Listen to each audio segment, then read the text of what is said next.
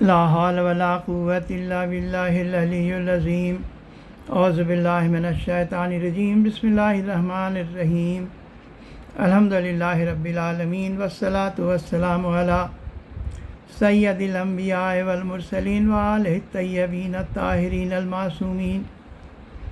اما بعد فقد قال اللہ تبارک و تعالی فی کتابہ المبین وہو اصدق الصادقین۔ بسم اللہ الرحمن الرحیم۔ عالم الغیب ولا یظہر علی غیبہ احدا الا من ارتضی من رسول فإنہ یسلک من بین ایدیہم ومن خلفہم رصدا۔ اللہم صلی علی محمد وآل محمد۔ سورہ جن کی آیت نمبر 26 اور 27 کی تلاوت کا شرف حاصل کیا ہے۔ اللہ رب العزت فرماتا ہے کہ عالم الغیب وہ غیب کا جاننے والا ہے، ولا یظہر علی غیبہ احدا اور وہ اپنے غیب کو کسی پر ظاہر نہیں کرتا ہے، الا من ارتضی لیکن جن کو وہ چن لے، من رسول اپنے رسولوں میں سے، فإنہ یسلک من بین ایدیہم ومن خلفہم رصدا اور جب چن لیتا ہے تو ان کے آگے اور پیچھے نگہبان فرشتے مقرر کر دیتا ہے۔ اسی عنوان سے میں نے پہلے بھی گفتگو کی ہے، عالم کے علم غیب کیا ہے اور کیا ہمارے رسول یا ائمہ الہدیٰ ان کو غیب کا علم ہے کہ نہیں، اللہ تعالیٰ نے فرمایا ہے کہ نہیں، بتایا ہے کہ نہیں۔ اس آیہ کریمہ میں پہلا جز آیت نمبر 26 تو صاف صاف دلالت کرتی ہے کہ عالم الغیب کہ اللہ غیب کا جاننے والا ہے، ولا یظہر علی غیبہ احدا، اور کچھ استثنائی صورتیں بتائیں کہ لیکن ان میں وہ رسولوں کو اپنے جن کو چنتا ہے ان کو اس پر مطلع کرتا ہے۔ تو اس سے ایک بات تو معلوم ہو گئی کہ علم غیب مطلق طور پر اللہ تعالیٰ کی ذات سے مخصوص ہے، اور اللہ جس کو چاہتا ہے اور ان کے منصب کے اعتبار سے جن کو چاہتا ہے جتنا دینا چاہتا ہے۔ یہاں رسول سے مراد یہ رسول اصطلاحی معنی میں نہیں لیا گیا ہے بلکہ لغوی معنی میں لیا گیا ہے۔ تو لغوی معنی میں رسول کا معنی ہوتا ہے جس کو بھی بھیجا جائے۔ اب اللہ تعالیٰ بھیجنے والا تو مرسل کہلاتا ہے، اور جن کے طرف بھیجا جائے مرسل علیہ کہا جاتا ہے۔ یہ تو عام لغت یا ڈکشنری کی بات ہے، اور جس کو بھیجا جاتا ہے وہ رسول کہلاتا ہے۔ اب اللہ تعالیٰ کبھی نبی کو بھیجتا ہے انسانوں کی طرف ہدایت کے لیے، کبھی رسول کو بھیجتا ہے، اور کبھی اولو العزم پیغمبر ان کو کہا گیا، کبھی امام کہا گیا۔ یہ جتنے بھی لوگ ہیں یہ حقیقتاً اللہ تعالیٰ کی حجت ہیں زمین پر۔ اللہ تعالیٰ نے کہا کہ میں انسانوں پر اپنی حجت قائم کروں گا۔ تو یہ ساری جو حجت ہیں تو ان کو اس میں جن کو اللہ تعالیٰ چن لیتا ہے، اس چننے کے بھی عمل میں جب ارتضاء کا لفظ اللہ نے استعمال کیا ہے تو ارتضاء، اجتباء یا استفاء کے لفظ جو ہیں وہ عربی قاعدے کے حساب سے اس کا معنی یہ ہوتا ہے کہ وہ ان کو چنتا ہے جو لوگ کے صاحب صفت ہیں۔ یہ نہیں کہ ہمیں چن لے اور آپ کو چن لے، کسی کو چن لے، بلکہ وہ صاحب صفت ہوں، وہ عصمت کردار کے حامل ہوں، وہ علم اس درجے کے حامل ہوں کہ اللہ تعالیٰ کے اور عبادت میں، اطاعت میں اللہ کے قرب کے حقدار ہوں، اللہ کے قرب میں ہوں، اللہ کے قربت میں ہوں، اور دوسرے لفظ میں ہم کہیں کہ ایک انسان کامل ہوں اور اللہ تعالیٰ کے صفات الہیہ کے مظاہر ہوں انسانوں میں۔ تو اللہ تعالیٰ انہی کو چنتا ہے، سب کو نہیں چنتا ہے۔ تو ان لوگوں کو ان کے منصب کے اعتبار سے اللہ تعالیٰ غیب کا علم عطا کرتا ہے۔ اب یہاں پر کہا گیا کہ اللہ تعالیٰ کا مخصوص جو ہے وہ یہ غیب کا علم اللہ تعالیٰ سے۔ اس کا مطلب کیا ہے؟ اس کا مطلب یہ ہے کہ جو غیب کا علم ہے یہ فی ذات تو اللہ کے لیے مخصوص ہے، یہ ذاتی علم اللہ ہی کے لیے مخصوص ہے۔ لیکن اللہ جب اپنے رسولوں کو جن کو چن لیتا ہے یا امام کو، نبی کو چنتا ہے، جن کو علم عطا کرتا ہے تو وہ ان کے ذات کے علاوہ ہوتا ہے، یعنی کہ وہ زائد بر ذات علم کہا جاتا ہے۔ اللہ تعالیٰ کا علم یہ ازلی ہے، ہمیشہ سے ہے۔ وہ ایسا نہیں کہ اللہ کبھی عالم نہیں تھا اور بعد میں اس نے علم حاصل کیا، نہیں، اللہ کا علم ازلی ہے۔ اور جو مخلوق ہیں یا جن کو چن لیتا ہے تو ان کو علم غیب عطا تو کرتا ہے، لیکن وہ جو ان کا علم غیب ہے وہ حادث ہے، وہ ازلی نہیں ہو سکتا ہے۔ جیسے اللہ تعالیٰ کا علم قدیم ہے، اللہ کی ذات قدیم ہے، ہمیشہ سے ہے، تو جن کو علم عطا کرتا ہے وہ علم وہ مسبوق و عدم ہے، یعنی جب وہ عدم سے آئے اس کے بعد جو ہے ان کو یہ علم عطا ہوا۔ اللہ کا علم محتاج نہیں ہے کسی کا کہ اللہ علم کا محتاج ہے، لیکن جو امام کا علم ہے، جو نبی کا علم ہے، وہ اللہ تعالیٰ سے عطا ہونے کا محتاج ہے کہ جب اللہ ان کو عطا کرے گا تب۔ اللہ کا علم اس کی کوئی حد اور انتہا نہیں ہے، جبکہ جو امام کا علم ہے یا جو نبیوں کا علم ہے وہ علم وہ محدود ہے اللہ کے علم کے مطابق۔ بہت سارے علم ایسے ہیں غیب کے جو اللہ تعالیٰ نے اپنے نبیوں کو نہیں دیا ہے، یعنی اللہ کے مقابلے میں ان کے جو علم ہے وہ محدود ہے، لیکن اگر عام انسانوں کے مقابلے میں دیکھا جائے تو وہ ان کا علم لامحدود ہے۔ اس لیے کبھی کبھی جب امام کے لیے یا نبی یا رسول کے لیے لامحدود کی لفظ استعمال ہوتی ہے تو اس طرح کی غلط فہمی نہ پیدا ہو جائے۔ اللہ کا علم لامحدود ہے، اور کچھ اقسام ایسے ہیں کہ جو اللہ تعالیٰ نے کسی کو بھی نہیں بتائے، جیسے اللہ تعالیٰ کی کنہ حقیقت، خود ہمارے انبیاء کرام بھی اس چیز میں ان لوگوں کو اس چیز کا علم نہیں دیا گیا تھا۔ رسول نے ہی خود کہا ہے کہ اللہ کے تعالیٰ کہ ہم کو جو تیرے معرفت کا حق تھا وہ ہم سے ادا نہیں ہو سکا۔ تو جو کنہ حقیقت کا علم ہے اللہ تعالیٰ نے کسی کو نہیں دیا۔ قیامت کب آئے گی اس کا علم کسی کو نہیں دیا، یا جب ہم لوگ کہ ہیں کہ 12ویں امام کا ظہور کب ہوگا، یا علم کسی کو نہیں دیا۔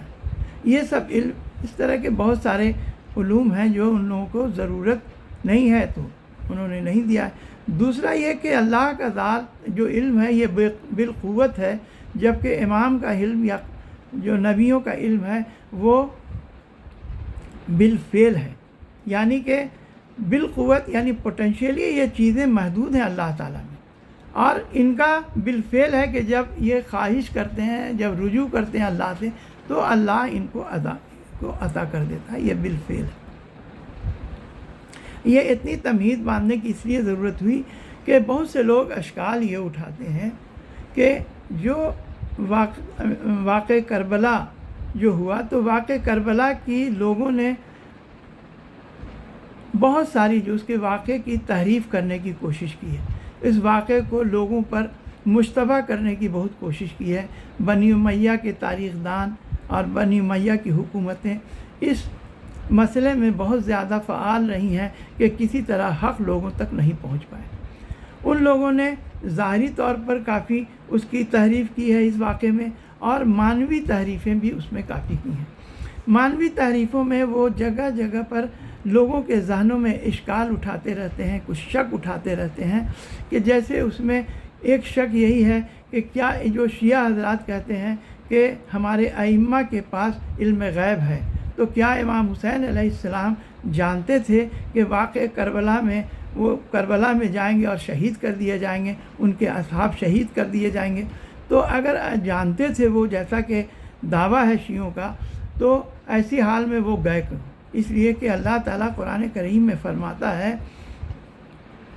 کہ لا تلقوا ایدیکم، بسم اللہ الرحمن الرحیم، لا تلقوا ایدیکم الی التہلکۃ، دیکھو اپنے ہاتھ سے خود کو ہلاکت میں مت ڈالو۔ تو یہ تو مترادف یہی ہو گیا کہ وہ جان رہے تھے کہ ہم وہاں ہلاک ہو جائیں گے، اور اس لیے وہ سب کو لے کر کے اور بچوں کو لے کر کے جانتے تھے کہ ہمارے جو اہل حرم ہے وہ اسیری سے دوچار ہوں گے، تو ایسے میں وہ وہاں کیوں گئے جب وہ علم کے، جب یہ لوگ کہتے ہیں کہ ہمارے امام کو علم تھا؟ تو حقیقت کی بات یہ ہے کہ کسی پر اعتراض اٹھا دینا تو بہت ہی آسان ہے، اور بہت آسان لگتا ہے، اور یہ عام ذہنوں میں ایک طرح کی شک بھی پیدا کر دیتا ہے، لیکن اس کے جواب جو ہیں، اس کے جواب اتنے دقیق ہیں کہ اگر ان جواب کو دیا بھی جائے تو یہ عام ذہنوں تک بڑے مشکل سے پہنچ پاتے ہیں۔ اس کے جواب دینے کے لیے خود محمد حسن طباطبائی صاحب نے اپنا ایک رسالہ تحریر کیا، جس میں علم امام پر کافی تفصیل سے بحث کی۔ اس کے بعد لوگوں نے اس پر کچھ اشکال بھی اٹھائے، اس کے جوابات دیے، جس سے وہ لوگ مطمئن بھی ہوئے۔ تو لیکن وہ جو جوابات انہوں نے اپنے رسالے میں دیے، ان جوابات کو وہ عام فہم جوابات نہیں ہیں، اس کے لیے وہ جوابات مشکل ہیں۔ لیکن پھر بھی ہم نے کوشش یہ کیا کہ یہ سوال ہمارے بھی بچوں کے ساتھ لوگ کر سکتے ہیں، اس لیے جواب کی ایک آسان صورت میں کوشش کروں گا کہ آپ کے ذہنوں تک پہنچا سکوں کہ امام حسین علیہ السلام کے بعد جب غیب کا علم تھا کہ وہ جب جائیں گے اور شہید ہو جائیں گے، اور جب کہ قرآن کریم میں صریحاً بتایا گیا ہے کہ لا تلقوا ایدیکم الی التہلکۃ، اپنے ہاتھوں اپنے کو ہلاکت میں مت ڈالو، اور جان بچانا بھی اسلام میں واجب ہے، تو کیوں گئے وہاں؟ اس کو سمجھنے کے لیے کچھ چیزوں کو پہلے مقدمہ کے طور پر سمجھنا ہوگا۔ تو تفصیلی مقدمہ تو بتانا اس مختصر وقت میں ممکن نہیں ہے، لیکن ایک چیز ہم بتا دیں کہ اللہ تعالیٰ کا جو افعال ہیں، جو اللہ تعالیٰ کے کام ہیں، یا اللہ تعالیٰ کے جو احکام ہیں، وہ دو طرح کے ہیں۔ ایک ہے جسے ہم کہتے ہیں کہ ولایت تکوینی۔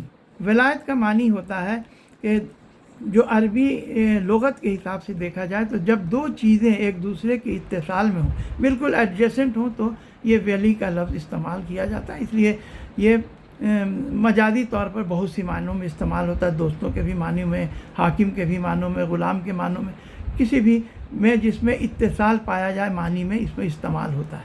لیکن جب یہ اللہ کے لیے، رسول کے لیے استعمال ہوگا تو وہاں حاکم کا معنی لیا جائے گا، اس لیے کہ اللہ تعالیٰ سے کوئی دوستی کا معنی نہیں لیا جا سکتا ہے، رسول کرم سے بھی دوستی کا معنی نہیں جا سکتا ہے۔ رسول کی ذات ہو، وہ بھی اولیٰ بالتصرف ہیں۔ قرآن کریم میں صاف بھی اللہ تعالیٰ نے فرمایا ہے کہ یہ اولیٰ بالمؤمنین من انفسہم، یہ تمہارے نفسوں پر یہ اولیٰ ہے، اولیت رکھتے ہیں۔ جب یہ نفسوں پر اولیت رکھتے ہیں تو یہ اس کا دوسرا مفہوم یہی ہے کہ یہ ہم پر حاکم ہے۔ تو یہ لفظ جب استعمال ہوگا اللہ تعالیٰ کے لیے، رسول کے لیے، اور ہمارے ائمہ کرام کے لیے بھی، اس لیے کہ ائمہ کرام کے لیے بھی ایسے بہت سارے جو قرآن کریم میں فرمایا گیا ہے کہ اطیعوا اللہ و اطیعوا الرسول اولی الامر منکم، اولی الامر یعنی جو اللہ تعالیٰ کے امر کے صاحبان امر ہیں۔ اولی ذی کی جمع ہے، ذی مانے صاحب ہوتا ہے، اولی مانے صاحبان ہوا۔ یہ صاحبان امر اللہ کے کون ہیں؟ جو اللہ تعالیٰ کے امر کو نافذ کرتے ہیں۔ امر کا معنی دو ہوتا ہے، ایک ہوتا ہے کہ جو امر کا معنی ہوتا ہے کہ احکام یا اس کا اللہ کا حکم ہوا، جس کی جمع اوامر ہے، یا امر کبھی معاملات کے معنی میں بولا جاتا ہے تو اس امر کی جمع امور ہے۔ یہاں جیسے امرہم بین شورہم، تم اپنے امور میں، اپنے معاملات میں مشورہ کر لو، یہ سب چیزیں یہ ہے۔ تو یہاں پر جو امر کا مطلب ہے کہ اللہ تعالیٰ کے احکام۔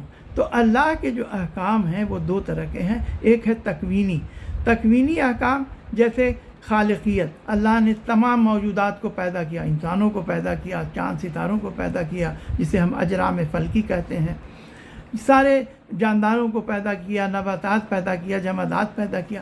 یہ ساری چیزیں جو ہیں یہ تخلیقی جو امور ہے، تخلیقی جو افعال ہیں، یہ اللہ تعالیٰ سے ہیں، یہ کسی اور سے یہ منسوب نہیں ہے، اس کا اطلاق کسی اور پر نہیں ہو سکتا ہے۔ دوسرا یہ ہے کہ جب اللہ تعالیٰ نے تخلیق کر دیا، خلق کر دیا، تو بہت سی چیزوں کے لیے ان کے لیے ایک سسٹم مقرر کر دیا۔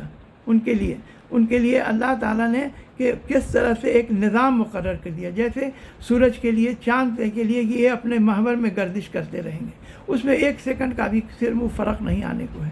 چاند پیدا کیے، تارے پیدا کیے، ہر چیز کے لیے ایک نظام اللہ نے بنا دیا کہ یہ اس طرح، یہ جو نظام ہے، یا خود آپ اگر نباتات کو ہی لے لیجئے، جمادات کو لے لیجئے، نباتات کو جب ہم ایک بیج کو زمین میں ڈالتے ہیں، وہ بیج ایک چھوٹے پودے میں اور پھر ایک بڑا تناور درخت ہو جاتا ہے، یا اس میں پھل آتے ہیں، تو اس میں کوئی اس نباتات کی، اس شجر کا کوئی اپنا اس کی خواہش نہیں ہے، اس کی اپنا کوئی اختیار نہیں ہے. یہ سارا جبری اختیار ہے اللہ تعالیٰ کا، تکوینی عمل ہے اس کو کہتے ہیں، کہ یہ سارا جو اللہ تعالیٰ نے نظام مقرر کیا یہ ایک تکوینی عمل ہے اللہ تعالیٰ کا. اللہ تعالیٰ نے انسانوں کو کچھ اختیار دیا. جب اختیار دیا اس میں بھی اللہ تعالیٰ کو، جیسے اللہ نے جو خلق کیا ہے کہ ہم گورے ہیں، کالے ہیں، لمبے ہیں، ناٹے ہیں، میرا شکل کیسی ہے، شکل و شمال کیسی ہے، یہ ہمارا تکوینی امر ہے، اس میں ہمارا کوئی اختیار نہیں ہے. لیکن جو ہمارا خلق ہے، یعنی جو ہمارا اخلاق ہے کہ ہم غصور ہیں، کہ ہم بہت ہی لوگوں سے ملتے ہیں، گھل مل کر کے ملتے ہیں، ان لوگوں کے ساتھ بہت ہی ہم اچھی طرح ملتے ہیں، یا ہم شجاع ہیں، یا ہم تہور ہیں، یا ہم بزدل ہیں، یا ہم لالچی ہیں، یا اس میں ہمارے افعال میں عصمت ہے. یہ سارے جو یہ سب کو خلق کہا جاتا ہے. اور اللہ تعالیٰ نے رسول کے کہا کہ آپ خلق عظیم پر فائز ہیں. تو خلق عظیم پر فائز ہیں، تو یہ جو ذات رسول اللہ کی ہے اس کو تمام لوگوں کے لیے ایک نمونہ عمل بنایا. رسول اس لیے کہ رسول کریم کی ذات جو ہے وہ ایک کامل ذات ہے. اسی طرح حضرت علی کی بھی ذات ایک کامل انسان کی ذات ہے. کامل انسان کا مطلب ہے کہ جتنے بھی اچھے خلق ہیں، جو خلق ہیں اچھے، یعنی اچھی صفات ہیں، وہ اچھی صفات چاہے وہ قوت غضب میں ہو، یا اچھی صفات وہ ہمارے سوچنے سمجھنے کی صلاحیت میں ہو جسے حکمت کہتے ہیں، یا وہ خواہشات سے ہو جسے عفت کہتے ہیں، تو یہ سب میں وہ لوگ اعلیٰ درجے کے، یہ بہت ہی اعلیٰ مقام پر یہ لوگ تھے. اور دوسرے لفظ میں ہم کہیں تو یہ لوگ اللہ تعالیٰ کے صفات کمالیہ کے مظاہر تھے دنیا میں. تو جب صفات کمالیہ کے مظاہر تھے تو اسی میں ایک صفت یہ بھی ہے کہ جو علم اللہ تعالیٰ سے مخصوص ہے، تو اللہ نے اپنے جو علم ہے اس علم میں سے کچھ ان لوگوں کو عطا کیا ہے. جیسے اب کون سا علم ان لوگوں کو عطا کیا ہے اور کیسے عطا کیا ہے؟ تو ایک تو جو علامہ محمد حسن طباطبائی صاحب نے جو علم کو جو بانٹا ہے تو دو حصے میں بانٹا ہے، ایک علم عادی اور ایک علم امام. علم عادی کا جو تعلق ہے، تو جب انسانوں کو جب اختیار دے دیا تو اختیار دے کے بالکل ہی اس کو ایسا نہیں کہ تمہارا جو جی چاہے خواہش کرو اس کے بعد تم ہمارے پاس لوٹ کے آ جاؤ، نہیں. یہ بتایا ہے کہ جو تم کو ہم نے اختیار دیا ہے تو اس اختیار کو تم کو اسی کے مطابق چلنا ہے جو ہم تم کو قانون بھیج رہے ہیں. اور یہ قانون جو ہے یہ تمہارے فطرت میں تم کو جس فطرت پر پیدا کیا ہے اس کے یہ موافق یہ قانون ہے. یعنی جس طرح تم کو فطرت لے جائے اگر تم اسی طرف بھی جاؤ گے تو تم قانون کی شریعت کی پابندی کرتے رہو گے.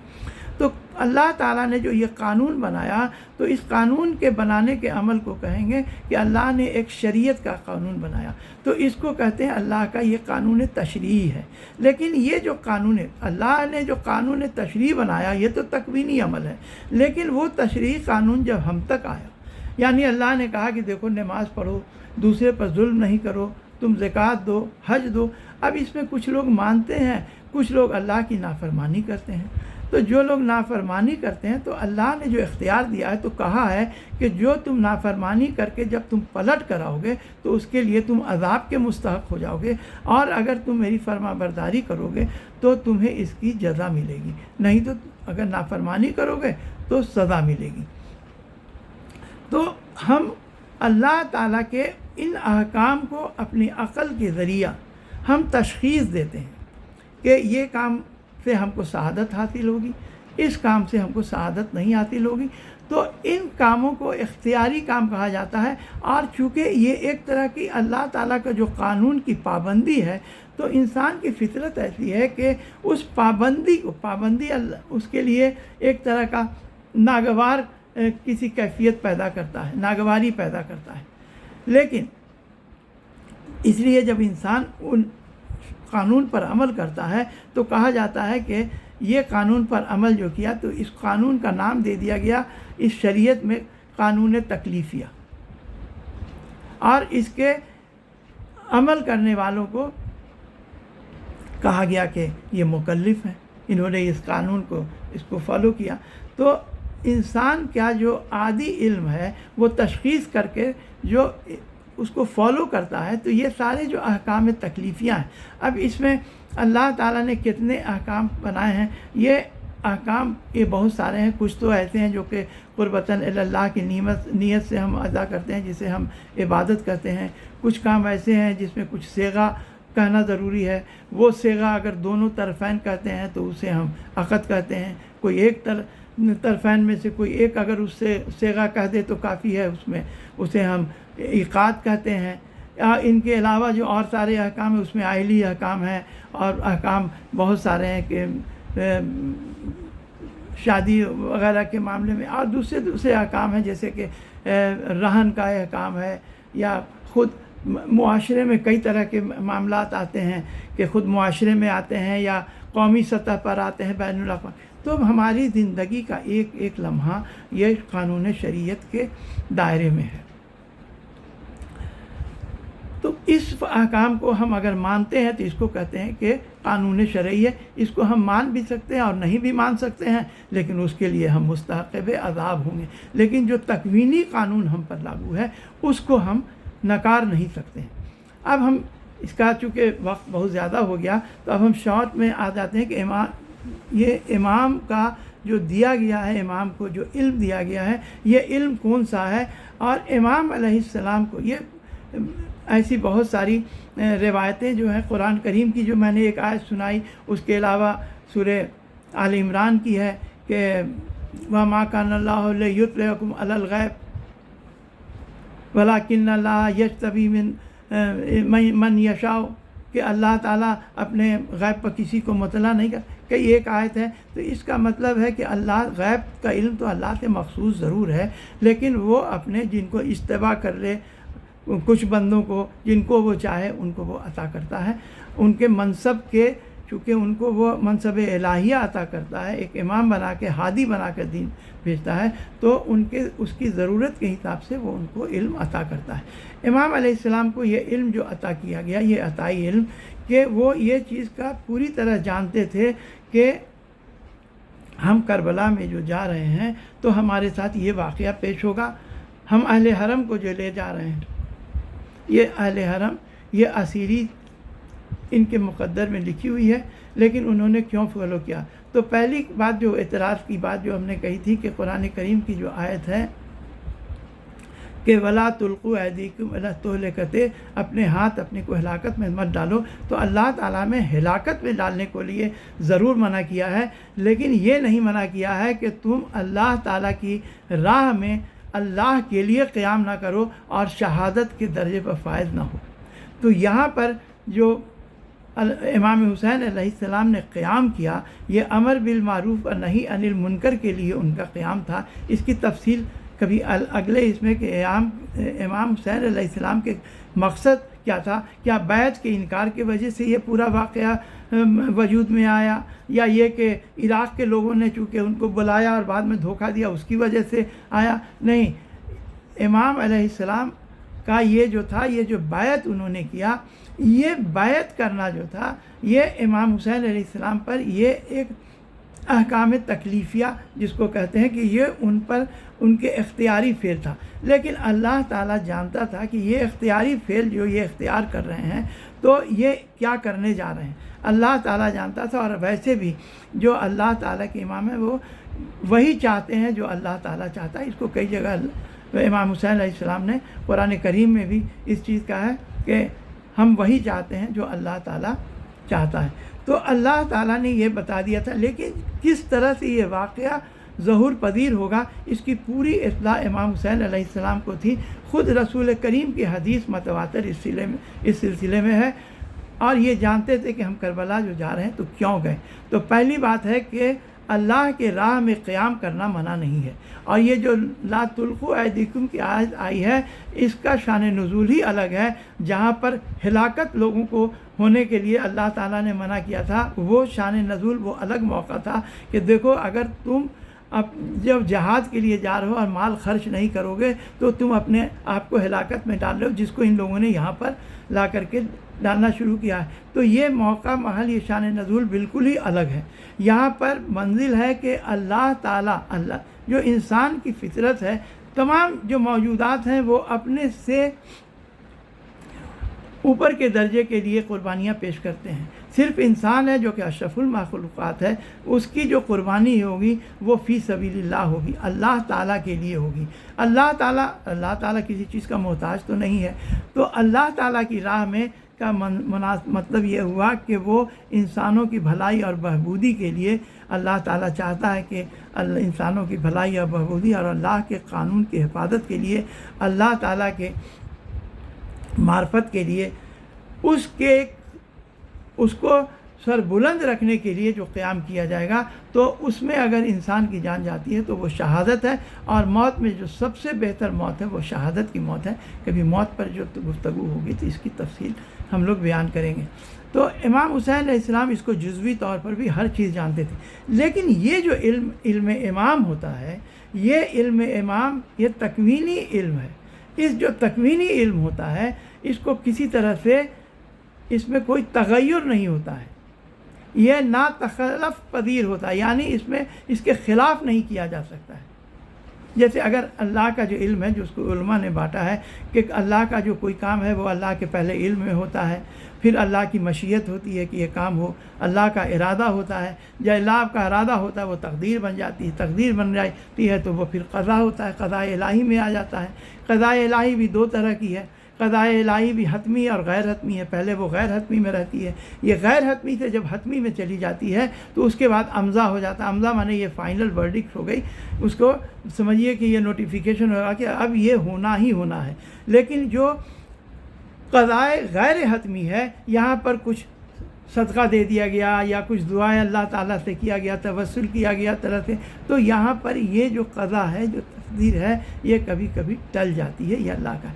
لیکن یہ جو علم ہے جو اللہ تعالیٰ نے امام کو دیا ہے یہ قضاء حتمی ہے، یہ امضا ہو چکا ہے کہ یہ ہوگا. اور امام کا جو تکلیفیہ جو ان پر جو ان کی اختیار تکلیفیہ ہے، امام کو یہی کرنا تھا کہ ان کو بیعت سے انکار کرنا تھا، اور امام کے بیعت کا تقاضا بھی یہی تھا کہ وہ انکار کریں. اس چیز کو سمجھنے کے لیے ایک اور ہم مثال دیتے ہیں کہ جنگ صفین کے موقع پر جناب ابو رافع کے بیٹا عبیداللہ ابن رافع حضرت علی کے کاتب بھی تھے. تو جناب ابو رافع یہ رسول اللہ کے یہ مخصوص غلام تھے، خاص غلام تھے، اور یہ انہوں نے بڑی کتاب بھی لکھی ہے سنن و قضایا پر کتاب بھی لکھی ہے انہوں نے. کاتب وحی بھی تھے، اور ان کے دو بیٹے، یہ ہمیشہ رسول خدا کے ساتھ رہے. رسول خدا کے انتقال کے بعد یہ انہوں نے اہل بیت کی ڈیوری نہیں چھوڑی اور حضرت علی کے کاتب رہے. ان کے دو بیٹا تھے عبیداللہ ابن رافع اور علی ابن رافع، یہ دونوں بھی حضرت علی علیہ السلام کے کاتب تھے. ان لوگوں نے کافی کتابیں بھی لکھی، حضرت علی علیہ السلام کی حدیثیں جمع کر کے اسی پر قضایا پر کتابیں لکھی ہیں. تو عبیداللہ ابن رافع سے امیر المومنین علیہ السلام نے کہا کہ اے عبیداللہ رافع، اے بیٹا، میں دیکھ رہا ہوں کہ یہ ابو موسیٰ اشعری کو یہ عمر عاص نے دھوکہ دے دیا. ابو موسیٰ اشعری اور یہ عمر عاص یہ دونوں حکم تھے جنگ صفین کے میدان میں. آپ لوگ جانتے ہوں گے وہ معاویہ کی طرف سے عمر عاص تھا، اور حضرت علی علیہ السلام کی طرف سے ان کے فوج کے خاص کر کے اشش ابن قیس اور بنی کندا والوں نے مجبور کر کے حضرت علی علیہ السلام کو یہ اشش ابن قیس کو بنوایا تھا.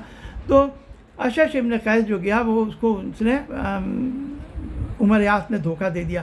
تو حضرت علیہ السلام نے پہلے ہی بتا دیا تھا ابو رافع کو، دیکھو ابو رافع، یہ ہم دیکھ رہے ہیں کہ یہ ابو موسیٰ اشعری کو یہ اس نے دھوکہ دے دیا ہے، عمر عاص نے یہ دھوکہ کھا گیا ہے، اور یہ ضرور میرے خلاف وہاں پر فیصلہ کر کے آئے گا. تو ابو رافع نے کہا کہ حضرت علی علیہ السلام کو کہ مولا آپ کو جب معلوم ہے تو اس کو آپ کیوں بھیج رہے ہیں، اس کو مت بھیجیے. یہ علم غیب تھا جو حضرت علی کے پاس تھا. تو حضرت علی علیہ السلام نے بتایا کہ اے بیٹے، یہ جو اللہ کا علم ہے جو اللہ نے ہم کو دیا ہے، تم اس کو ایسے سمجھو کہ اللہ تعالیٰ کے علم میں تو ہر چیز ہے. اللہ تعالیٰ اپنے علم پر لیکن عمل نہیں کرتا ہے. جیسے اللہ جانتا ہے کہ اس کا کون بندہ نافرمان ہے، کون اس کا بندہ ظالم ہے، لیکن اللہ تعالیٰ نے جو اختیار دیا ہے تو وہ اس کا اختیار سلب نہیں کرتا ہے۔ اللہ تعالیٰ کے علم میں ہے کہ یہ ظلم کرے گا، یہ نافرمانی کرے گا، یہ کافر ہو جائے گا، یہ میرے وجود کا بھی انکار کرے گا، لیکن اللہ اپنے علم پر عمل نہیں کرتا ہے۔ یہ وہی علم ہے جو اللہ نے ہمیں دیا ہے، یہ تکوینی ہے اور یہ قضائے حتمی ہے، یہ تغیر نہیں ہو سکتا ہے، یہ لا تخلف پذیر ہے، اس میں کوئی تبدیلی نہیں ہو سکتی ہے۔ اس علم میں یہ علم اپنے حتمی ٹارگٹ پر پہنچے گا، اس کو کوئی چینج نہیں کر سکتا۔ ہم چونکہ اللہ تعالیٰ کے حجت ہیں، ہم اللہ کے نمائندہ ہیں، تو ہم جانتے ہیں، لیکن یہ علم اسی طرح ہم صرف یہی کر سکتے ہیں کہ وہ جو تکلیفیہ احکام ہم پر ہے وہ ہم اس کے حساب سے صرف اس پر عمل کرتے چلے جائیں۔ تو ہم پر صرف اتنا ہی تھا کہ ہم نے بیعت سے انکار کر دینا تھا، اور بیعت سے انکار کر کے یہ نہیں کہ چپ چاپ بیٹھے رہا، اس کے بعد ہر ممکن طریقے سے ہم کو کوشش کرنا ہے کہ کس طرح ہم اس علم کو اللہ تعالیٰ کے ہم نافذ کروا سکیں، اللہ کی شریعت کو، اللہ کے قانون کو کس طرح نافذ کرا سکیں۔ یہ ہے اللہ کا امر بالمعروف و نہی عن المنکر۔ یہ بہت اختصار کے ساتھ میں نے آپ کے سامنے پیش کرنے کی کوشش کی ہے۔ اس کے کئی ایک پہلو رہ گئے ہیں جو کسی اور انشاءاللہ اس میں دوسرے ویڈیو میں انشاءاللہ اس پر ہم لوگ بحث کریں گے کہ 31 منٹ کا وقت ہو گیا، اور بس یہ سمجھ لیجئے کہ یہ اگر قانون شرعی رہتا، جو اللہ تعالیٰ کا جو علم عادی امام کے پاس رہتا، تو اس کے حساب تو امام تشخیص کر سکتے تھے کہ یہ اس کام کو کرنے میں سعادت ہے، اس کام کو کرنے میں سعادت نہیں، لیکن یہ علم عادی سے متعلق نہیں ہے، یہ علم امام ہے، اور یہ تکوینی علم ہے، وہ وہی جو ولایت تکوینی کے طور پہ انہیں عطا ہوا ہے۔ یہ علم جو ہے وہ اللہ تعالیٰ کے قضائے حتمی میں آتا ہے، یہ غیر تخلف پذیر ہے، اس میں کوئی تغیر نہیں ہوگا، نہ خلف اس میں کوئی اس کے خلاف نہیں ہو سکتا ہے۔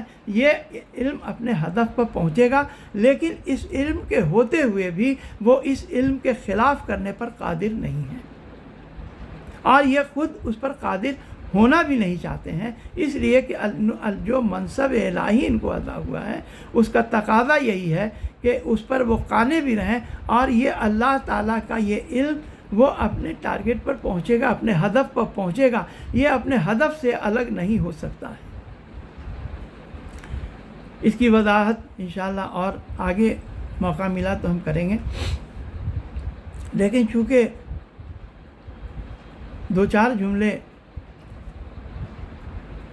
مصائب کے ضرور پڑھتے ہیں، اور خاص کر کے آج کا دن جو کہ مولا کائنات کی شہادت کا دن ہے، مولا کی نسبت، مولا جیسا انسان، ایک انسان کامل، ان کو بھی کس طرح لوگوں نے شہید کیا، اور اللہ جو حضرت علی علیہ السلام کی شہادت ہے اس میں کس طرح لوگوں نے پلاننگ کیا، یہ پلاننگ رسول اللہ کے زندگی کے بعد ہی شروع ہو گئی۔ اس کی تفصیل میں ہم کو جانا نہیں ہے، تو اس کا معنوی پہلو یہ ہے کہ حضرت علی کو جو شہید کر دیا تو انہوں نے کہا کہ تم کیا سمجھتے ہو کہ یہ جو موت ہم کو آئی ہے یہ میرے لیے ناگوار ہے؟ نہیں، یہ میرے لیے ناگوار نہیں ہے، بلکہ ہم جو اپنے فرائض ہیں یہ ہم اپنے پوری طرح انجام دے کر کے آ رہے ہیں، اور میری کیفیت یہ ہے کہ جیسے کوئی شخص ریگستان میں پانی کی تلاش میں ہو اور اسے اچانک پانی مل جائے۔ اور اس کے بعد انہوں نے جو تاریخی جملہ کہا ہے کہ فزت برب کعبہ، کہ رب کعبہ کی قسم کہ میں آج کامیاب ہو گیا۔ خود امام مظلوم کو جس طرح کربلا میں لوگوں نے شہید کیا ہے، ہم آج روتے ہیں اس لیے نہیں روتے ہیں کہ امام شہادت پر فائز ہوئے، یہ شہادت ان کے شایان شان تھی، لیکن جس طرح کے مصائب ان کے ساتھ یہ کیے گئے، ایسا نہیں کہ جو لوگوں نے سوچا یہ عمر سعد نے کہ اپنے نجس وہ جو مقتول ہیں ان کو تو اس نے دفن کر دیا، اور امام کے جسم مطہر کو اور ان کے اعزاء کو وہ اسی طرح جلتی زمین پر چھوڑ گیا، ان کے کپڑے تک لوٹ لیے گئے، ان کے سرہائے مبارک کو قطع کیا گیا، نیزوں پر بلند کیا گیا۔ لیکن یہ سب تو ظاہری اعمال تھے، لیکن اللہ تعالیٰ نے اپنے ان حجت کو ایسے ہی نہیں چھوڑا، اللہ نے ان کی تجہیز و تکفین دی۔ اللہ نے امام حسین کے جسم کو نور کا کفن عطا کیا۔ روایتوں میں ہے کہ لوگ جب ادھر سے جاتے تھے تو اتنا نور وہاں سے جسم سے نکلتا تھا، اتنا منور جسم تھا کہ کوئی آنکھ وہاں ٹھہرتی نہیں تھی۔ جسم پر کوئی لباس نہیں تھا لیکن کوئی جسم کی طرف دیکھ نہیں سکتا تھا، آنکھیں خیرہ ہو جاتی تھیں، اتنا نور اس سے ساطع تھا، اس لیے کہ اللہ تعالیٰ نے ان کو نور کا کفن مہیا کیا تھا۔ اس کے بعد ملائکہ آئے، روایتوں میں ہے کہ ملائکہ امام حسین علیہ السلام کے جسم کو 5ویں آسمان پر لے گئے، جہاں ان کے والد گرامی بھی موجود تھے، ان کی تصویر موجود تھی، وہاں انہوں نے تسلیم و کوثر سے ان کو غسل دیا۔ اس کے بعد پھر اللہ کی حکمت کا تقاضا یہ تھا، پھر انہیں زمین پر لے آیا گیا۔ ارباب ادا جب اہل حرم کا قافلہ گیا ہے تو وہ عورتیں اور خود امام حسین کے جناب زین العابدین وہ تو مجبور تھے، لیکن انہوں نے بھی کفن دیا، انہوں نے اپنے آنسوؤں کا کفن دیا۔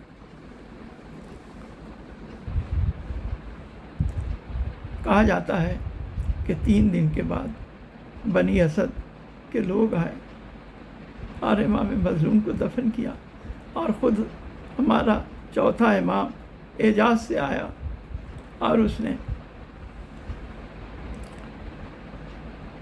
جو سرہائے مبارک نہیں تھے تو ان کے سب کے جسموں کو پہچان کر الگ الگ یہ کیا، جو آج قبریں بنی ہوئی ہیں۔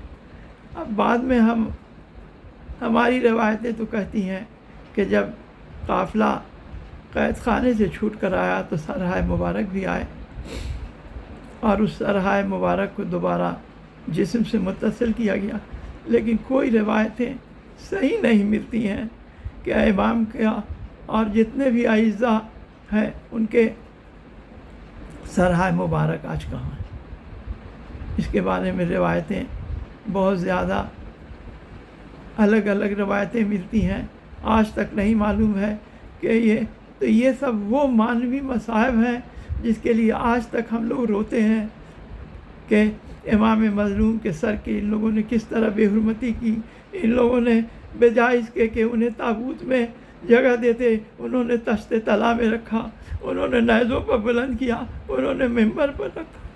انا للہ و انا الیہ راجعون، رضا بقضائہ و تسلیما لہ۔